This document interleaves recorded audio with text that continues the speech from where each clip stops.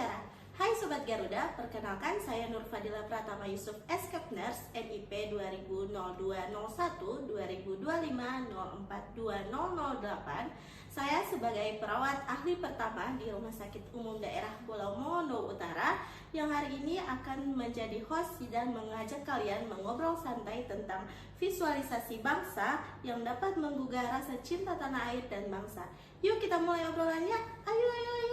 Di sini saya tidak sendiri, saya ditemani oleh dua teman saya sebagai narasumber. Yang pertama ada... Halo teman-teman, nama saya Raihan Akbar Abdul Manan Motutie, Sarjana Ilmu Pemerintahan, NIP 2001-0413, 2025-04-1007. Saya sebagai analis kebijakan ahli pertama pada bagian organisasi Sekretariat Daerah Kabupaten Bolang Mongondo Utara. Dan teman saya yang kedua ada... Halo teman-teman, nama saya Yusur Rahmanto Bawa SKM, NIP 200720 2025-04-1005. Saya sebagai entomolog kesehatan ahli pertama di Puskesmas Mokodite. Bagaimana kabarnya hari ini teman-teman? Alhamdulillah sehat, alhamdulillah. Nah, sebelum kita masuk pada topik kita hari ini, baiknya kita mengetahui dulu apa itu wawasan kebangsaan dan cinta tanah air. Menurut Yusril sendiri, apa itu wawasan kebangsaan? Ya, wawasan kebangsaan itu cara pandang bangsa Indonesia dalam rangka mengelola kehidupan berbangsa dan bernegara yang dilandasi oleh jati diri yang bersumber dari 4 konsensus dasar: Pancasila, Undang-Undang Dasar 1945, Negara Kesatuan Republik Indonesia, dan Bhinneka Tunggal Ika. Baik, wawasan kebangsaan itu tidak lepas dari cinta tanah air. Menurut Rehan, apa itu cinta tanah air? Oke, jadi cinta tanah air itu adalah perasaan kebanggaan, kesetiaan yang tulus dari diri kita terhadap bangsa kita. Nah ini cinta tanah air itu dapat dilakukan dengan macam-macam hal tentunya.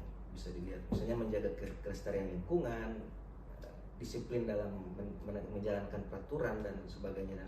Bahkan Pak Quraisy Shihab itu pernah bilang bahwa cinta tanah air itu sebagian dari iman. Itu pentingnya cinta tanah air. Nah, pada obrolan kali ini kita akan membahas topik yang sangat menarik.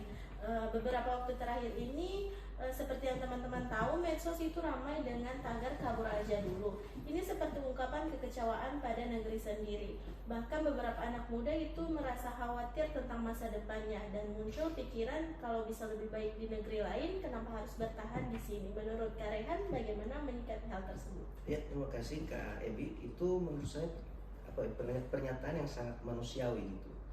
Tapi kalau kita lihat dari sudut pandang yang beda, tentunya kita tidak mau menyalahkan siapapun di sini. Intinya, pergi dari negeri kita sendiri bukan berarti kita berhenti mencintai negeri kita. Indonesia ini kan sangat-sangat majemuk karena dia adalah rumah bagi 270 juta penduduk kurang lebih.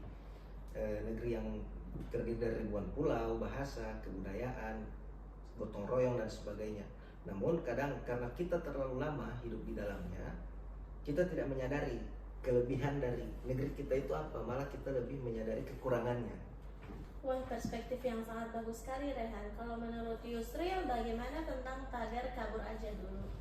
Menurut saya, tagar kabur aja dulu ini menggambarkan keadaan anak muda sekarang. Anak muda menginginkan kehidupan yang lebih layak, pendidikan yang baik, dan pastinya masa depan yang lebih jelas. Menurut saya ini bukan bentuk pengkhianatan terhadap bangsa. Ini bentuk bahwa anak muda masih peduli dengan kehidupannya dan yang pastinya peduli dengan masa depannya. Akan tetapi ada satu hal yang harus kita renungkan. Kalau saja anak muda ini semua pergi ke luar negeri, siapa yang akan membangun bangsa ini? Siapa yang akan membangun negeri ini? Karena bangsa ini akan maju kalau kita benar-benar tidak menyerah dan peduli untuk negeri ini. Ya, betul sekali Bang Yusril. Jadi kalau kita tengok ya kembali sejarah bangsa kita, bahwa dulu pejuang-pejuang kita atau founding parents bangsa kita itu tidak hanya berjuang untuk memenuhi kebutuhan sendiri, tapi juga berjuang untuk menghadapi penjajah. Perjuangan mereka lebih berat, tapi kita pada hari ini bukan hanya berjuang menghadapi penjajah saja, tapi kita harus berjuang menghadapi diri kita sendiri, meningkatkan kualitas diri dan sebagainya. Jadi pandangan saya nih, kalau ada kesempatan atau ada peluang untuk pergi ke luar negeri, mengembangkan skill, mengembangkan kompetensi, mencari ilmu, memanifestasikan diri kita dalam kondisi terbaik, lakukanlah. Tapi ingat, Jangan sampai Indonesia itu keluar dari hati kita. Indonesia harus tetap ada di hati.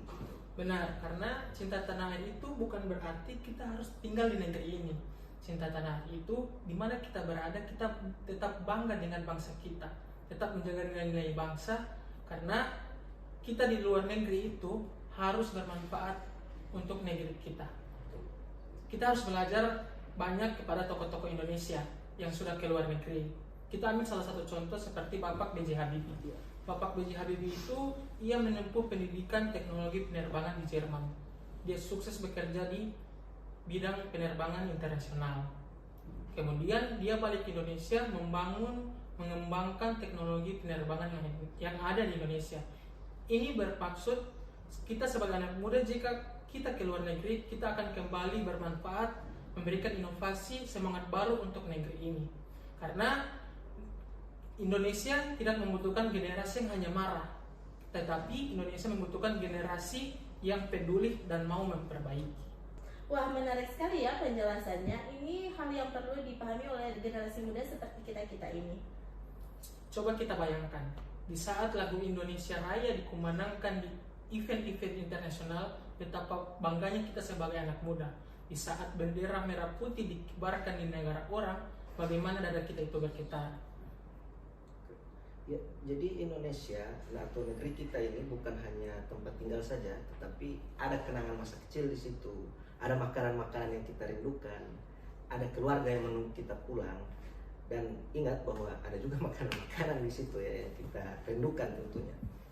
Perlu diingat bahwa memang Indonesia itu belum sempurna teman-teman, tapi Indonesia layak dicintai, Indonesia tetap layak untuk kita beri apresiasi, Indonesia tetap harus kita bangun. Dan kita harus ingat bahwa membangun negeri itu atau memajukan negeri itu bukan tentang siapa yang pergi, tapi siapa yang tetap peduli walaupun dia sudah pergi jauh gitu. Nah guys, ini definisi obrolan santai tapi sangat bermakna, bukan? Kalau begini jadi makin semangat dong buat berkontribusi ke negeri yang kita cintai ini. Nah, dari apa yang sudah dikatakan oleh Rehan dan Yusril, dapat saya simpulkan kalau memang ingin pergi aja dulu, pergilah untuk belajar, berkembang, dan memperluas mimpimu. Tapi jangan lupa pulang dan jangan pernah berhenti untuk berkontribusi untuk Indonesia. Karena bangsa ini dibangun bukan oleh orang-orang yang sempurna, melainkan dibangun oleh mereka-mereka yang tetap mencintai tanah airnya di tengah segala kekurangannya.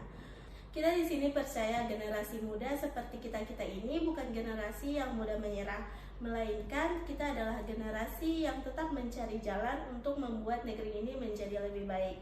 Sebelum saya mau mengakhiri podcast kali ini, apakah ada yang ingin dikatakan untuk teman-teman di sana?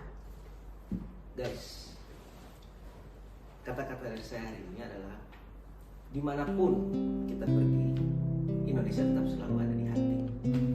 Kalau dari saya, nasionalisme bukan hanya sekedar kata-kata, tapi bukti nyata.